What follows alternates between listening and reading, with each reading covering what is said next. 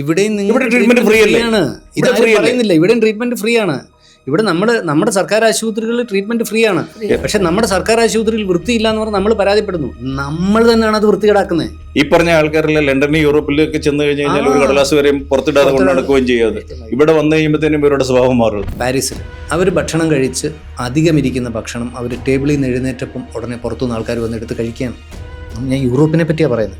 Homeless ആയിട്ടുള്ള എത്രയോ പേര് ആ വിക്ടോറിയ ടെർമിനസിന്റെ മുകളിൽ മിന്നൽ ഷീറ്റ് വിരിച്ച് കിടന്നുറങ്ങുന്നുണ്ട്. നിങ്ങൾ മരുന്ന് വാങ്ങുന്ന ഒരു സീൻ അവിടെ ഓക്കെ ആ വാഴയിൽ വളരെ ഹൈലൈറ്റ് ചെയ്തിട്ടുണ്ട്. ഞാനത് അനുഭവിച്ചതാണ്. ഇവിടെ എല്ലാവരും പറയുന്നു ഇവിടെ 1 മണിക്കൂർ പണിയെടുത്ത്, ഇവിടെ 8 മണിക്കൂർ പണിയെടുക്കുന്ന ഒരു കൂലിത്തൊഴിലാളിക്ക് 1100 രൂപ ശമ്പളമുണ്ട്. നിങ്ങൾ യൂറോപ്പിലോ അമേരിക്കയിലോ പോയാൽ നിങ്ങൾക്ക് 1 മണിക്കൂറിന് $30. ഇത് ആ റുപ്പിയെ അതിൻ്റെ റേഷ്യോ ആയിട്ട് കാൽക്കുലേറ്റ് ചെയ്ത് ചെയ്യരുത്. അവിടുത്തെ ചിലവ് അതിനനുസരിച്ചാണ്. അവിടെ ഒരു ചായക്ക് €1.5 കൊടുക്കണം, ഇവിടെ ഒരു ചായക്ക് 10 രൂപ കൊടുത്താൽ മതി. നീ അവിടെ പോയി ലോകം കാണുക. നീ ലോകം കണ്ടിട്ട് ആ ലോകത്തെ നന്മ എന്താണോ, നല്ല കാര്യം എന്താണോ അതുമായി നീ തിരിച്ചു വന്ന് ഇവിടെ അത് ഇംപ്ലിമെന്റ് ചെയ്ത് നിന്റെ നാട് നന്നാക്കും. നാളെ നമ്മുടെ സംസ്ഥാനത്തെ അല്ല നമ്മുടെ രാജ്യത്തെ നയിക്കേണ്ട, അല്ല നമ്മുടെ രാഷ്ട്രീയ പാർട്ടികളെ നയിക്കേണ്ട ബ്രെയിൻ അവിടെ പോയിട്ട് പിസ്സ ഹട്ടിൽ ഡെലിവറി ബോയ് ആയിട്ടും KFCയിൽ പിന്നെ എന്താ പറയുന്നത് യൂട്ടൻസിൽസ് വാഷ് ചെയ്യുന്ന ഒക്കെ ആയിട്ട് പിന്നെ അവരുടെ ലൈഫ് സ്പെൻഡ് ചെയ്യുകയാണ്. ജീവിക്കുന്നുണ്ടോ? ഉണ്ട്. ഇവിടെ നമുക്കൊരു മൂഢസ്വർഗത്തിൽ ഒരു അക്കരെ പച്ചയിൽ നമ്മളെ വല്ലാതെ ഡ്രൈവ് ചെയ്യുന്ന മാധ്യമങ്ങൾ ഉണ്ടെന്നുള്ളതാണ് പ്രശ്നം. എൻ്റെ ഈ വീഡിയോയുടെ തൊട്ട് താഴെ ഇപ്പോൾ പ്ലേ ചെയ്യാൻ പോകുന്ന ഒരു വീഡിയോ ഉണ്ട്. അത് UK പട്ടാപ്പകൽ എല്ലാവരും നോക്കി നിൽക്കെ 2 കൂടം പോലെയുള്ള വലിയ 2 ഹാമർ പോലെയുള്ളത് കൊണ്ടുവന്ന് കൺമുന്നിൽ കാണുന്ന ഒരു ജുവല്ലറി തല്ലിപ്പൊളിച്ച് അതിൽ നിന്ന് ആവശ്യത്തിന് സ്വർണ്ണം എടുത്ത് ഓടിപ്പോകുന്ന 2 കള്ളന്മാരുടെ വീഡിയോ ആണ്. മറ്റൊരു വീഡിയോ കൂടി കാണിച്ചു തരാം. ഒരു സംഘം ആൾക്കാർ ഒരു ജുവല്ലറിയിലേക്ക് കയറി ആ ജുവല്ലറി പട്ടാപ്പകൽ കൊള്ളയടിക്കുന്നതാണ്.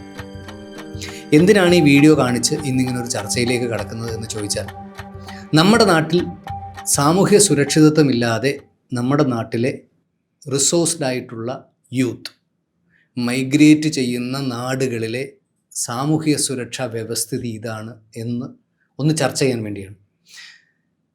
ഈ രാജ്യങ്ങളിലൊക്കെ പോവുകയും മറ്റു പല സ്ഥലങ്ങളിൽ ബിസിനസ് ചെയ്യുകയും മറ്റു ഒരുപാട് സഞ്ചരിക്കുകയും ഒക്കെ ചെയ്യുന്ന ശ്രീ ബെന്നി വാഴപ്പള്ളി നമുക്കൊപ്പം ഉണ്ട്. ഇത്തരത്തിലുള്ള വീഡിയോകൾ അങ്ങയുടെ ശ്രദ്ധയിൽപ്പെട്ടിട്ടില്ലേ? തീർച്ചയായിട്ടും. എനിക്ക് വീഡിയോ മാത്രമല്ല, ഈ വീഡിയോ എനിക്ക് തോന്നുന്നു ഇത് കുറച്ച് കാലങ്ങളായിട്ട് ഭയങ്കര വൈറലായിട്ടിരിക്കുന്ന എല്ലാ സോഷ്യൽ മീഡിയ ഇടങ്ങളിലും ഈ വീഡിയോ ഉണ്ട്. അതുപോലെ എനിക്ക് വ്യക്തിപരമായിട്ട് ഒരുപാട് അനുഭവങ്ങളുണ്ട്. പിന്നെ അതിലൊരു അനുഭവത്തിലേക്ക് ഞാൻ കടന്നോട്ടെ. അപ്പം ഞാനൊരു സിനിമ ചെയ്തായിരുന്നു. ആ സിനിമ ഞങ്ങൾ ഷൂട്ട് ചെയ്ത് ലണ്ടനിൽ വെച്ചാണ് മുഴുവൻ സിനിമയും. അതിൻ്റെ ഓൾമോസ്റ്റ് എല്ലാ സ്കെഡ്യൂളിലും ഞാനും എൻ്റെ ഭാര്യയൊക്കെ ഉണ്ടായിരുന്നു. ഞങ്ങൾ താമസിച്ചത് ക്രോയിഡോൺ എന്ന് പറഞ്ഞ ലണ്ടനിലെ ഒരു സ്ഥലത്ത്, സബർബ്സിലുള്ള ഒരു സ്ഥലമാണ് ക്രോയിഡോൺ. അപ്പോൾ കോറിഡോണിൽ ഞങ്ങൾ താമസിക്കുന്ന ഒരു പാകിസ്ഥാനി ഓൺഡ് 3 സ്റ്റാർ ഹോട്ടലിൽ താമസിച്ചത്. ഇപ്പോൾ രാവിലെ നമ്മൾ ഒരു ഇന്ത്യൻ നമ്മുടെ അടുത്തൊരു മാല ഉണ്ടാവും, എന്തെങ്കിലും ഒരു ബ്രേസ്ലെറ്റ് ഉണ്ടാവും, ഒരു വാച്ച് ഉണ്ടാവും. അപ്പോൾ രാവിലെ അതൊക്കെ എടുത്തിട്ട് ഞങ്ങൾ ഷൂട്ടിംഗ് ലൊക്കേഷനിലേക്ക് പോകാൻ വേണ്ടി ഇരിക്കുമ്പോൾ അവിടുത്തെ മാനേജർ എന്നെ വിളിച്ചു പറഞ്ഞു, sir it's better for you to keep the jewellery in the locker and go.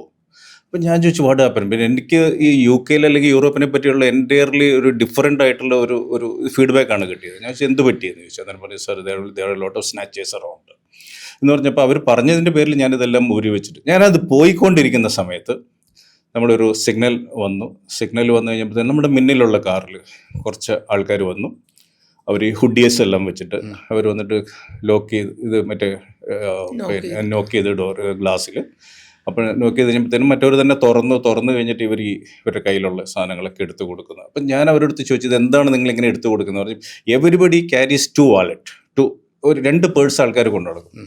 ഒരു പേഴ്സ് റിയൽ പേഴ്സ് എവിടെയെങ്കിലും ഒളിപ്പിച്ച് വെച്ചേക്കുന്നു, മറ്റൊരു പേഴ്സിൽ you keeps couple of fakes credit cards, കുറച്ച് ഒരു പൗണ്ട്സ് എല്ലാം കൂടെ വെച്ചിട്ട് ഇവന്മാർ ഇങ്ങനെ എന്തെങ്കിലും പരിപാടി ചെയ്യുമ്പോൾ ഈ സാധനം എടുത്തു കഴിഞ്ഞാൽ നിങ്ങൾക്ക് തൽക്കാലം ആപത്തില്ലാതെ രക്ഷമാണ്. എൻ്റെ കൺമുന്നിലാണ്. ആഫ്രിക്കയിലെ കഥയല്ലല്ലോ, ആഫ്രിക്കയിലെ കഥയില്ല, ലണ്ടൻ സിറ്റിയിലെ കഥയാണ്.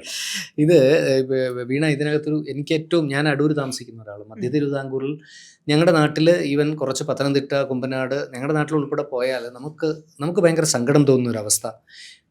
ഇവിടുത്തെ ചെറുപ്പക്കാരെല്ലാം യൂറോപ്പിലേക്കും UK-യിലേക്കും ഈവൻ വെസ്റ്റേൺ കൺട്രികളിലേക്ക് മൈഗ്രേറ്റ് ചെയ്ത് അവരുടെ ജീവിതം സുരക്ഷിതമാക്കാനുള്ള ഒരു വ്യഗ്രത കാണുമ്പോൾ പലപ്പോഴും നമുക്ക് ഭയങ്കര സങ്കടം തോന്നാറുണ്ട്. ഞാൻ 2 വർഷം അമേരിക്കയിൽ എൻ്റെ മാസ്റ്റേഴ്സ് പഠിക്കാൻ പോയ ഒരാളാണ്. ഞാൻ അമേരിക്കയിൽ നിന്ന് തിരിച്ചു വന്നപ്പോൾ ഒരു 2000 പേരെടുത്തെങ്കിലും ഞാൻ സമാധാനം പറഞ്ഞിട്ടുണ്ടോ, നിങ്ങൾ അമേരിക്കയിൽ നിന്ന് തിരിച്ചു വന്നോ, നിങ്ങൾ എന്തിനാണ് തിരിച്ചു വന്നത്, എന്ത് മണ്ടനാണിത്. പക്ഷെ എനിക്ക് എൻ്റെ നാടാണ് ഏറ്റവും വലുത്. അത് എനിക്ക് എൻ്റെ നാടിനോടുള്ള സ്നേഹത്തെക്കാൾ ഉപരി എൻ്റെ നാടിനെ പറ്റിയുള്ള എൻ്റെ ഒരു അഭിമാന ചിന്ത കൂടിയാണ്. നമ്മുടെ യുവാക്കൾ ഇത്തരം സ്ഥലങ്ങളിലേക്ക് മൈഗ്രേറ്റ് ചെയ്യാനുണ്ടാകുന്ന കാരണം എന്താണ് എന്ന് വീണ ചിന്തിച്ചിട്ടുണ്ടോ? പലപ്പോഴും ചോദിക്കുമ്പോൾ പറയുന്നത് പൈസ എന്നാണ്. അവിടെ കുറച്ചുകൂടി നല്ല പൈസ കിട്ടും. ഇവിടെ അല്ല, കിട്ടുന്ന അതിനൊരു തെറ്റായ ധാരണയുണ്ട്. ഇപ്പോൾ ബെനിച്ചാൻ ഇവിടെ ഇരിക്കുന്നുണ്ട്. ബെനിച്ചാൻ്റെ അടുത്ത് ചോദിച്ചാൽ മനസ്സിലാവും. അതായത് നിങ്ങൾ യൂറോപ്പിലോ അമേരിക്കയിലോ US പോയാൽ നിങ്ങൾക്ക് $5000 നിങ്ങൾക്ക് സാലറി കിട്ടുന്നെങ്കിൽ അവിടുത്തെ സോഷ്യൽ ഡിസൈൻ എന്ന് പറയുന്നത് ഈ 5000 അവിടെ ചിലവാക്കി ജീവിക്കാനേ പറ്റത്തുള്ളൂ. നേരെ മറിച്ച് നിങ്ങൾ മിഡിൽ ഈസ്റ്റിലോ അറബ് കൺട്രീസിലോ ഒക്കെ പോയാൽ നിങ്ങൾക്ക് പണിയെടുത്ത് കുറച്ച് പൈസ സ്വരൂപിച്ച് നാട്ടിലേക്ക് അയക്കാൻ പറ്റും. ഇവിടുത്തെ പ്രോബ്ലം എന്ന് പറയുന്നത് അവിടെ പോയി സെറ്റിലായി അതായത് രാവിലെ മുതൽ വൈകിട്ട് വരെ അണ്ടം കീറുന്ന പോലെ പണിയെടുത്താലും നമുക്ക് ബിസിനസ് കമ്മ്യൂണിറ്റിയുടെ അവസ്ഥ വേറെയാണ്. പിന്നെന്താ ആൾക്കാർ തിരിച്ചു വരാത്തത്? അറിവില്ലായ്മയാണ്. ആ വിവരമാണ്, അതിൻ്റെ ബോധവൽക്കരണമാണ് നമ്മൾ ഈ വീഡിയോയിലൂടെ ചെയ്യാൻ ആഗ്രഹിക്കുന്നത്. അതാണ് ബെന്നി വാഴപ്പള്ളിയെ പോലെയുള്ള ലോകപരിചയമുള്ള ഒരു പ്രേക്ഷകർക്ക് പറഞ്ഞു കൊടുക്കേണ്ടത്. അതിനകത്ത് ജിക്ക് എനിക്ക് ഒരു പരിധിവരെ ഞാൻ ഈ ഒരു സബ്ജക്റ്റിനെ പറ്റി ഞാനിപ്പോൾ ഇടയ്ക്ക് ക്ലാസ് എടുക്കാനൊക്കെ പോകുമ്പം വളരെ ആധികാരികമായിട്ട് ഞാൻ സംസാരിക്കുന്നതാണ്. പല കോളേജിലൊക്കെ ക്ലാസ് എടുക്കാൻ വേണ്ടി ബ്രെയിൻ ഡ്രെയിനാണ് ഇന്ന് കേരളം ഏറ്റവും കൂടുതൽ ചർച്ച ചെയ്യപ്പെടുന്ന സബ്ജക്റ്റുകളും. അതിനകത്ത് എന്തുകൊണ്ട് പോകുന്നു, എന്തുകൊണ്ട് തിരിച്ചു വരുന്നില്ല എന്നുള്ളതിന് ഒരു ഉത്തരവ് എൻ്റെ കയ്യിലുണ്ട്. എന്തുകൊണ്ട് പോകുന്നു എന്നുള്ളത് എനിക്ക് തോന്നുന്നു നമ്മുടെ വീട്ടിൽ ഒരു മക്കൾ ഒരു ഡിഗ്രി കഴിഞ്ഞ് കഴിഞ്ഞാൽ അല്ലെങ്കിൽ ഒരു പ്രീ ഡിഗ്രി കഴിഞ്ഞ് കഴിഞ്ഞാൽ അവനെ കിടപ്പാടം പോലും പണയം വെച്ച് ഏതെങ്കിലും രീതിയിൽ ഉന്തിത്തള്ളി അവനെ ഏതെങ്കിലും ഒരു സ്ഥലത്ത് കൊണ്ടേ ആക്കി കഴിഞ്ഞു കഴിഞ്ഞാൽ ഇവിടെയുള്ള ബാക്കിയുള്ളവർക്ക് പറഞ്ഞുകൊണ്ട് നടക്കാൻ വേണ്ടി പറ്റും. വേർ ഇസ് യുവർ, നിങ്ങളുടെ മോൻ എവിടെയാണെന്ന് ചോദിക്കുമ്പോൾ അവനങ്ങ് ലണ്ടനിലാണ്, നിങ്ങളുടെ മോൾ എവിടെയാണെന്ന് അവളങ്ങ് അയർലൻഡില്ല, അവളങ്ങ് അമേരിക്കയിലല്ലേ എന്ന് പറഞ്ഞ് ഇവിടെയുള്ള ആൾക്കാർക്ക് ഞെളിഞ്ഞു നടക്കാനുള്ള ആ കുട്ടി അല്ലെങ്കിൽ ഇവിടുന്ന് പോയ ആ വ്യക്തി അവിടെ എന്ത് ചെയ്താണ് ജീവിക്കുന്നത്, എങ്ങനെയാണ് ജീവിക്കുന്നത്. അവർ വളരെ ഹാർഡായിട്ട് ജോലി ചെയ്ത് വളരെ തുച്ഛമായ ഏണിങ്ങിലാണ് അവർ താമസിക്കുന്നത്. പിന്നെ അവർ അവിടുന്ന് ഏതെങ്കിലും ഒരു രീതിയിൽ ഇവിടെ ഒരു അവധിക്ക് വന്നു കഴിഞ്ഞാൽ അന്ന് തുടങ്ങും, നീ ഒരു മാസം കൂടുതൽ നിന്നോ തീർന്ന പരിപാടി, നീ എന്നാ തിരിച്ചു പോകുന്നത്, നീ എന്തുകൊണ്ട് പോകുന്നില്ല, അവിടെ എന്തെങ്കിലുമൊക്കെ പ്രശ്നമുണ്ടോ. അപ്പം ഈ പറഞ്ഞ പോലെ പിന്നെ അവന് ഈ പറഞ്ഞ പോലെ നമ്മുടെ നാട്ടിൽ വന്നു കഴിഞ്ഞു കഴിഞ്ഞാൽ അവനെ പൊതിഞ്ഞു നിൽക്കുന്ന കുറെ ഈ പറഞ്ഞ പോലെ ഈ ഇൻഷുറൻസ് കമ്പനിക്കാർ അങ്ങനെയുള്ള പരിപാടികളിൽ അവന് ജീവിക്കാൻ സമ്മതിക്കാത്ത ഒരവസ്ഥ. അതിലും ഭേദം അവൻ വിചാരിക്കും എന്തൊക്കെ ജോലി ചെയ്താലും വേണ്ടിയില്ല, അവിടെ താമസിച്ചാൽ മതി എന്നുള്ളൊരു തീരുമാനം. ഈ അടുത്ത കാലത്ത് എൻ്റെ ഫ്രണ്ട് റിജോയും അനു ഡോക്ടറാണ്. റിജോ എൻ്റെ വളരെ അടുത്ത് എനിക്കൊരു ബ്രദർലി അഫെക്ഷൻ ഉള്ള ആളാണ്. റിജോ യൂറോപ്പിൽ പോയിട്ട് പാരീസിൽ അവർ ഭക്ഷണം കഴിച്ച് അവരുടെ ഭക്ഷണത്തിൽ അധികമിരിക്കുന്ന ഭക്ഷണം അവർ ടേബിളിൽ നിന്ന് എഴുന്നേറ്റപ്പം ഉടനെ പുറത്തുനിന്ന് ആൾക്കാർ വന്നെടുത്ത് കഴിക്കുകയാണ്. അവർ ജ്യൂസ് നമ്മളെല്ലാം ഒരു കടയിൽ കയറി ജ്യൂസ് കുടിച്ചാൽ ആ ജ്യൂസിൻ്റെ അടിയിലുണ്ടാവുന്ന മട്ടല്ല, നമ്മൾ ചിലപ്പോൾ ഒരു ഓറഞ്ച് ജ്യൂസ് കുടിച്ചാലും നമ്മളിപ്പോൾ വീട്ടിലൊക്കെ ഇരിക്കുകയാണെങ്കിൽ ചിലപ്പോൾ നമ്മൾ നൂതി കുടിക്കും, കടയിലൊക്കെ ആണെങ്കിൽ നമ്മളതവിടെ വെച്ചിരിക്കും. ഇതെടുത്ത് കുടിക്കാൻ വേണ്ടി ആൾക്കാർ തമ്മിൽ മത്സരമാണ്. ഞാൻ യൂറോപ്പിനെ പറ്റിയാണ് പറയുന്നത്. ലണ്ടൻ ടെർമിനൽ പിന്നെ വിക്ടോറിയ ടെർമിനൽ റെയിൽവേ സ്റ്റേഷനാണ് അവിടുത്തെ ലണ്ടനിലെ ഏറ്റവും വലിയ railway station. Okay, Victoria terminal railway സ്റ്റേഷന് മുന്നിൽ എനിക്ക് വരുന്ന ഒരു ഗസ്റ്റിനെ റിസീവ് ചെയ്യാൻ വേണ്ടി ഞാൻ ഇരിക്കുന്ന സമയത്ത് ഇപ്പം അവിടെ -2 ഡിഗ്രി അന്നത്തെ സെൻറ്റിഗ്രേഡ്. എനിക്ക് തോന്നുന്നു സംവെയർ ഇൻ നവംബർ അല്ലെങ്കിൽ ഡിസംബർ ഫസ്റ്റ് വീക്ക് എന്ന് കണ്ടു. -2 ഡിഗ്രി സെൻറ്റിഗ്രേഡ് സെൽഷ്യസിൽ തണുത്ത് വിറയ്ക്കുന്ന കാലാവസ്ഥയിൽ ഹോംലെസ് ആയിട്ടുള്ള എത്രയോ പേര് ആ വിക്ടോറിയ ടെർമിനസിന്റെ മുകളിൽ മിന്നൽ ഷീറ്റ് വിരിച്ച് കിടന്നുറങ്ങുന്നുണ്ട്. അവരുടെ ഫുഡ് ഞാൻ എൻ്റെ കണ്ണുകൊണ്ട് കണ്ടതാണ്. അവർ ഗാർബേജിൽ നിന്ന് മനുഷ്യൻ കഴിച്ചിട്ട് വെച്ചേക്കുന്ന പിസ്സേൻ്റെ ബാലൻസ്, ബർഗറിൻ്റെ ബാലൻസ് ഒക്കെ എടുത്ത് കഴിക്കുന്നത് ഞാൻ എൻ്റെ കണ്ണുകൊണ്ട് കണ്ടതാണ്. ഈവൻ അവയും അമേരിക്കയിലും ഹോംലെസ്സുകളുടെ എണ്ണം വളരെ കൂടുതലാണ്. നമുക്ക് കാണാൻ പറ്റും. കൊടും തണുപ്പത്ത് വീൽ ചെയറിലും ഇതിലും ആൾക്കാരെ ഇങ്ങനെ തെള്ളിപ്പോയി ഏതെങ്കിലും കടത്തിണ്ണയിലൊക്കെ കഷ്ടച്ച് തെണ്ടി ജീവിക്കുന്ന ആൾക്കാരെ നമുക്ക് കാണാൻ പറ്റും. നമ്മുടെ നാട്ടിൽ ദാരിദ്ര്യമുണ്ടെങ്കിൽ നമ്മൾ ആ ദാരിദ്ര്യത്തെ വല്ലാതെ ഹൈലൈറ്റ് ചെയ്യും. നമ്മുടെ നാട്ടിൻ്റെ മികവുകളൊന്നും ഹൈലൈറ്റ് ചെയ്യുന്നില്ല. ഇവിടെ നമ്മളൊരു സ്ട്രാറ്റജി എപ്പോഴും നമുക്ക് മനസ്സിലാക്കാൻ പറ്റും. അതായത് ഇപ്പോൾ യൂറോപ്പിലോ അമേരിക്കയിലോ ഉള്ള ഒരു മാർക്കറ്റിംഗ് സ്ട്രാറ്റജി, അവർ നല്ലത് മാത്രമേ പ്രൊജക്റ്റ് ചെയ്യുന്നുള്ളൂ. അവരുടെ പത്രങ്ങളിൽ നല്ലത് മാത്രമേ ഉള്ളൂ. ഇതൊക്കെ വളരെ റീസെൻ്റായി ഇത്രത്തോളം പിടിച്ചുപറിയുന്ന സ്നാച്ചിങ് പിടിച്ചുപറിയുന്നത് തന്നെ പറയണം. ഇപ്പം ബെന്നിച്ചാൻ പറയാതിരുന്നൊരു കാര്യമുണ്ട്. UK പഠിക്കാൻ പോകുന്ന പിള്ളേർ ഒരാൾ പോലും അണ്ടർഗാർമെൻസിനകത്ത് വെച്ചാണ് അവരുടെ ഫോണുമായിട്ട് നടക്കുന്നത്. തീർച്ചയായും ഫോൺ പുറത്തെടുത്ത് അപ്പം പിടിച്ചു പറിച്ചുകൊണ്ട് പോകും. ഫോണ് മറന്നുകള. ഞാനിപ്പം ഇതിനിടയ്ക്ക് റോമിലും ഇറ്റലിയിൽ ഞാനൊന്ന് യാത്ര ചെയ്തിരുന്നു. അപ്പം നമ്മൾ ട്രെയിനെല്ലാം കയറി കഴിയുമ്പോഴത്തേനും ഞാൻ പ്രത്യേകം ശ്രദ്ധിച്ചതെന്ന് പറഞ്ഞാൽ നമ്മുടെ ആ പേഴ്സും നമ്മുടെ പാസ്പോർട്ടൊക്കെ വെച്ചേക്കുന്ന മക്കളെ ചേർത്ത് പിടിക്കുന്ന പോലെ നെഞ്ചോട് ചേർത്ത് പിടിച്ച് യാത്ര ചെയ്യുന്ന ആൾക്കാർ. അപ്പം നമ്മൾ അതിന് എന്ന് പറഞ്ഞു കഴിഞ്ഞാൽ അത് ഏത് നിമിഷവും പിടിച്ചു പറിക്കപ്പെടാം. നമ്മുടെ ഇപ്പം എൻ്റെ മുന്നിൽ GK നിൽക്കുകയാണ്, GKയുടെ പിടിച്ചു പറിക്കുന്നില്ല. GK മാത്രമാണ് അതിന് റെസ്പോൺസിബിൾ. നിന്റെ ചുറ്റുമുള്ള ഒരാൾ പോലും അതിനകത്ത് ഇന്റർവ്യൂ ചെയ്യുന്നില്ല. ഇന്റർവ്യൂ ചെയ്തു. നമ്മുടെ ആ വീഡിയോ, ആ കൊള്ള നടക്കുന്ന വീഡിയോയിൽ കണ്ടു. അവിടെ ചുറ്റും ആൾക്കാർ അവർ ഓൺ ലുക്കേഴ്സ് ആണ്. ഒരാൾ പോലും ഒരാളെയും തടയാനോ അതിന് നമ്മുടെ കേരളത്തിലാണേ നടക്കുക. അത് ഇല്ല, ഒരു കാരണവശാലും നടക്കുക. കേരളത്തിലാണ് നടക്കുക. കേരളത്തിൽ ഇപ്പം നമ്മൾ പറഞ്ഞ നമ്മൾ ഈ സ്ട്രീറ്റിൽ കിടക്കുന്ന ആളുണ്ട്, പട്ടിണി കിടക്കുന്ന ആൾക്കാരെ നമ്മളിപ്പോൾ ലണ്ടനിൽ കണ്ടു. അപ്പോൾ ഈ പറഞ്ഞ പോലെ നമ്മുടെ കേരളത്തിൽ നമ്മുടെ ഇല്ല എന്ന് ഞാൻ ഒരിക്കലും പറയത്തില്ല. പക്ഷെ അതിനെ അഡ്രസ്സ് ചെയ്യപ്പെടുന്ന ഒരു സോഷ്യൽ സംവിധാനം നമുക്കുണ്ട്. നമ്മുടെ കേരളത്തിലും നമ്മുടെ ഇന്ത്യയിലും എനിക്കുണ്ടെന്ന് എനിക്ക് തോന്നുന്നു. നമ്മുടെ ഏതെങ്കിലും ഒരു മനുഷ്യൻ പട്ടിണി കിടക്കുന്നു എന്നൊരു ന്യൂസ് വന്നു കഴിഞ്ഞാൽ അതിനെ ഇമ്മീഡിയറ്റ് അഡ്രസ്സ് ചെയ്യാവുന്ന ഒരു സോഷ്യൽ സംവിധാനമുണ്ട്. അത് ഗവൺമെന്റ് ലെവലിലാണെങ്കിലും സംഘടനാ ലെവലിലാണെങ്കിലും സാമുദായിക സംഘടനകളൊക്കെ ആണെങ്കിലും അതിനെ അഡ്രസ്സ് ചെയ്യപ്പെടുന്ന ഒരു സംവിധാനമുണ്ട്.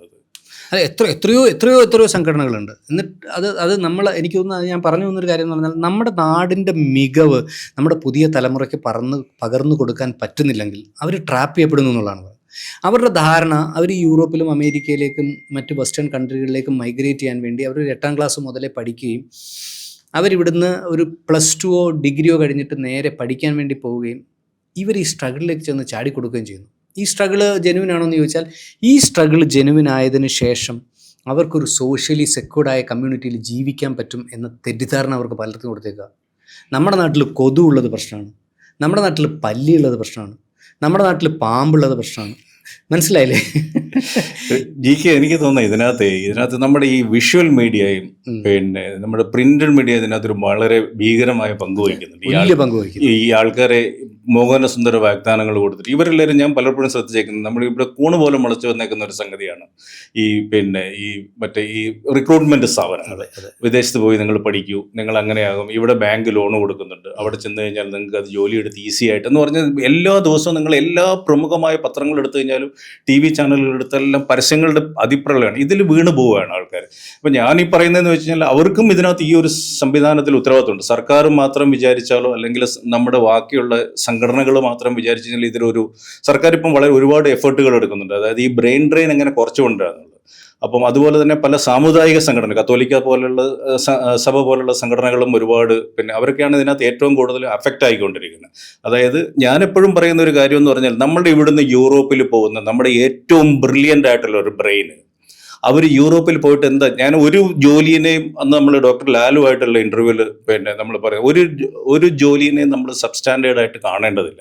എങ്കിൽ പോലും നമ്മൾ പറയാം നമ്മുടെ ഏറ്റവും നല്ല ബ്രെയിന് നാളെ നമ്മുടെ സംസ്ഥാനത്തെ അല്ല നമ്മുടെ രാജ്യത്തെ നയിക്കേണ്ട അല്ല നമ്മുടെ രാഷ്ട്രീയ പാർട്ടികളെ നയിക്കേണ്ട ബ്രെയിന് അവിടെ പോയിട്ട് പിസ്സ ഹട്ടിൽ ഡെലിവറി ബോയ് ആയിട്ടും KFCയിൽ യൂട്ടൻസിൽസ് വാഷ് ചെയ്യുന്ന ഒക്കെ ആയിട്ട് അവരുടെ ലൈഫ് സ്പെൻഡ് ചെയ്യുകയാണ്.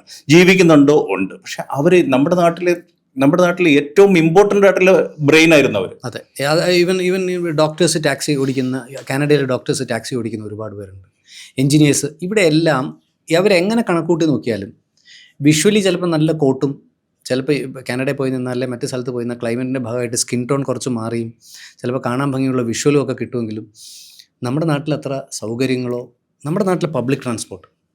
ഇനിയിപ്പോൾ ഞാൻ അടൂർ ജീവിച്ചിരുന്ന ഒരാളാണ്. ഞാൻ അടൂരിൽ നിന്ന് എൻ്റെ വീട്ടിലേക്ക് പോകുന്നത് രാത്രി 9:30 ഒരു ബസ്സുണ്ട്, ശാസ്താംകോട്ട ബസ്. 9:30 എനിക്ക് വീട്ടിൽ പോകാം. 1 രൂപ 2 രൂപ 5 രൂപ 10 രൂപ മുടക്കി എൻ്റെ വീട്ടിൽ പോകാം. രാവിലെ 5:30 ഞാൻ എൻ്റെ വീട്ടിൽ നിന്ന് ഇതേ ബസ് തിരിച്ചു വരുമ്പോൾ കയറി ചെങ്ങന്നൂർ വന്നിറങ്ങിയിട്ട് ഞാൻ എറണാകുളത്ത് വന്ന് ജോലിയും മറ്റു കാര്യങ്ങളും ചെയ്തിരുന്ന ഒരു കാലമുണ്ട്. ഇത്രയും പബ്ലിക് ട്രാൻസ്പോർട്ട് ലോകത്ത് ഒരു രാജ്യത്തും ഇല്ല.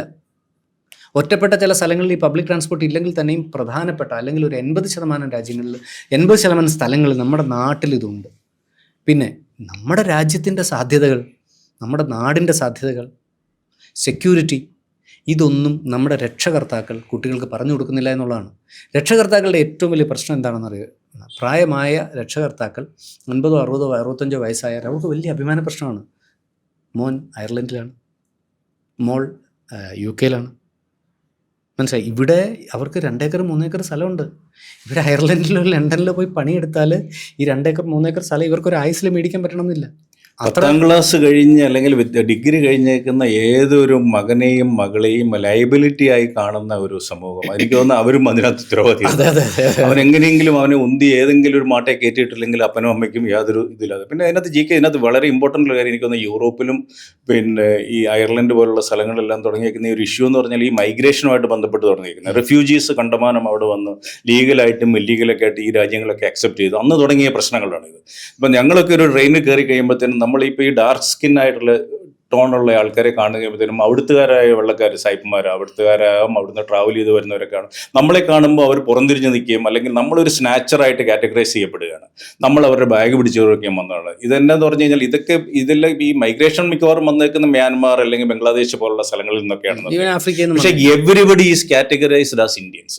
അപ്പം നമ്മളെപ്പോലെ ഇവിടുന്ന് അവിടെ പോയിട്ട് മാന്യമായി തൊഴിൽ ചെയ്ത് ജീവിക്കുന്ന നല്ല കോളേജുകളിൽ വിദ്യാഭ്യാസം നടത്തി അവിടുത്തെ എക്കോണമി തന്നെ ചലിക്കുന്ന നമ്മുടെ ഇവിടുന്ന് പിള്ളേർ കൊണ്ടുപോയി പഠിക്കുന്ന ചില സിറ്റികളിൽ പിന്നെ എഡ്യൂക്കേഷണൽ ഹബ്ബുകളായിട്ടുള്ള സിറ്റികളിൽ എക്കോണമി ചലിക്കുന്ന നമ്മൾ ഇന്ത്യയിൽ നിന്ന് പോകുന്ന കുട്ടികളുടെ പിന്നെ വിദ്യാഭ്യാസത്തിന് അവർ കൊണ്ട് ചെലവഴിക്കുന്ന പൈസ കൊണ്ടാണ്. അപ്പോൾ അവരെ കാണുമ്പോൾ നമ്മളെപ്പോഴും ഒരു സെക്കൻഡ് ഹാൻഡ് സിറ്റിസൺ അല്ലെങ്കിൽ ഒരു സെക്കൻഡറി സിറ്റിസണായിട്ട് അല്ലെങ്കിൽ ആ രീതിയിൽ നമ്മളെ വർണ്ണങ്ങൾ കൊണ്ടും പിന്നെ നമ്മുടെ എന്താ പറയുക കളറിനെ കൊണ്ടും എല്ലാം കാറ്റഗറൈസ് ചെയ്യപ്പെടുന്ന ഒരു സമൂഹത്തിൽ ജീവിച്ച് നരകിക്കുന്ന ഒരവസ്ഥ. അതെ അതെ അതെ അതെ അതെ. അപ്പം പലപ്പോഴും ഇത് നമ്മുടെ ഭാഗത്ത് സമൂഹത്തിനെക്കാട്ടി കൂടുതൽ കുടുംബത്തിൻ്റെ ഒരു പ്രശ്നമുണ്ട്.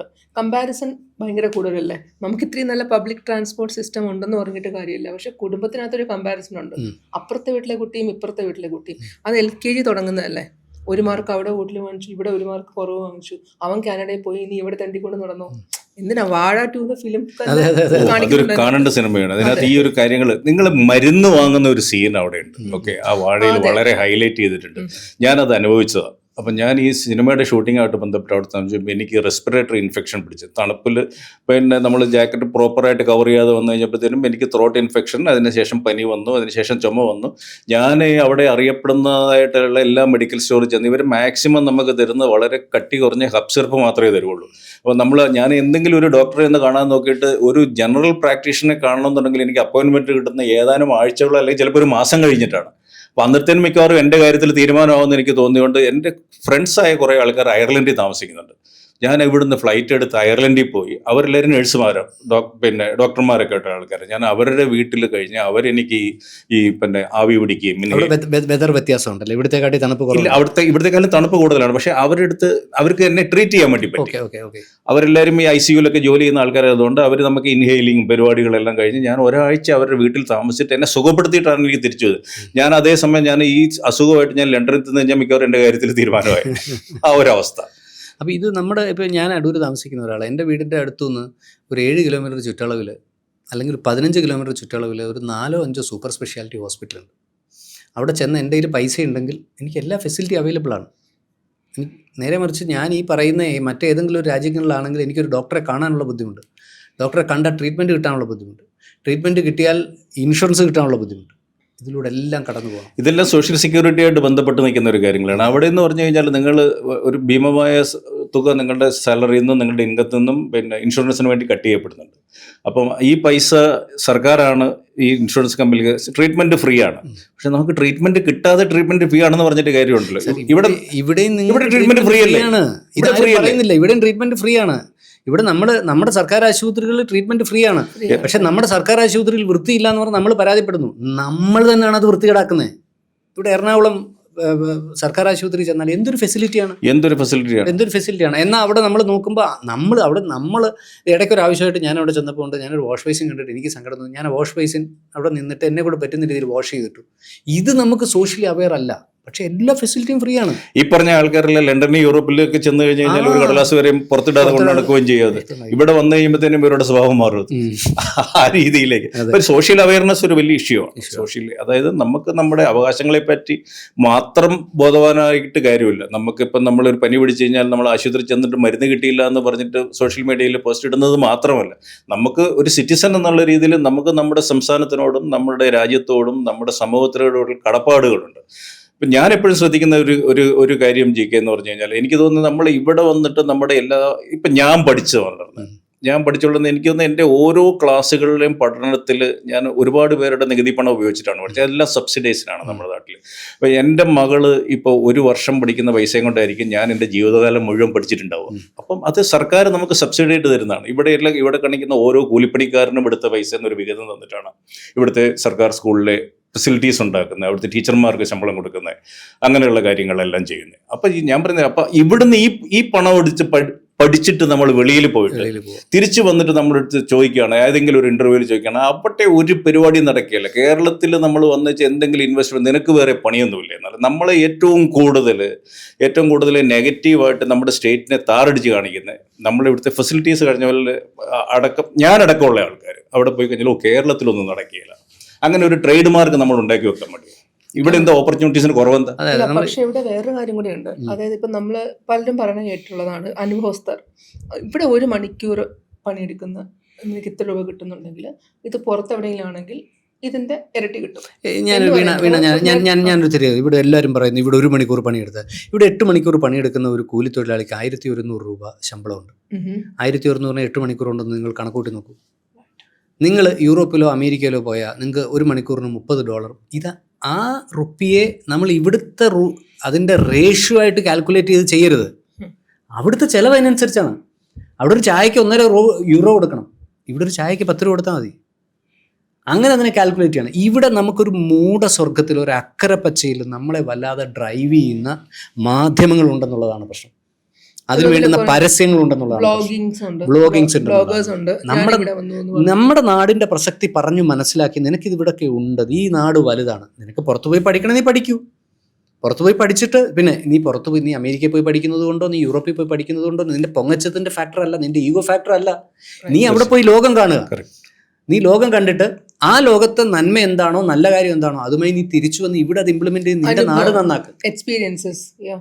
ഇത് നമുക്ക് ഇന്നത്തെ മാധ്യമങ്ങളിലൂടെ കമ്മ്യൂണിക്കേറ്റ് ചെയ്യാൻ പറ്റുന്നില്ല എന്നുള്ളതൊരു വലിയ, തീർച്ചയായിട്ടും അതൊരു വലിയ ഫാക്ടറാണ്. നമ്മുടെ ഈ ഇതെല്ലാം പരസ്യവും ഇതൊക്കെ ആയിട്ട് റിലേറ്റ് ചെയ്യപ്പെട്ട് നിന്ന് ഇതിനകത്തെല്ലാം ഇവരെല്ലാവരും ഒരു വലിയ കോൺട്രിബ്യൂഷൻ നടത്തുന്നത്. ഇതിനകത്ത് ഇതൊരു എന്താ പറഞ്ഞ ഒരു കറക്റ്റ് ചെയ്യപ്പെടേണ്ട ഒരു സംഗതിയാണിത്.